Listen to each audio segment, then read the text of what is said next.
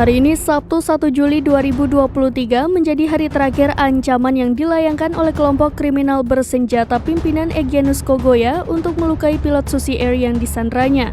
KKB tersebut akan melukai Kapten Philip Mark Martens apabila pemerintah tidak merespon permintaan kelompok tersebut.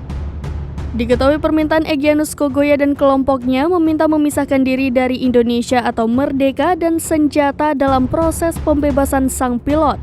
Merespon hal tersebut, Kepala Pusat Penerangan TNI Laksda Julius Wijoyono angkat bicara. Julius menegaskan jika hal itu benar terjadi, maka KKB akan tahu konsekuensinya. Adapun maksud dari konsekuensinya yakni perihal kemerdekaan Papua. Sebelumnya, KKB pimpinan Egyanus Kogoya memberikan batas waktu hingga 1 Juli 2023 untuk proses negosiasi pembebasan pilot Susi Air. Apabila dalam waktu tersebut terlewati, maka Egyanus dan kelompoknya tak segan-segan akan melukai Kapten Philip.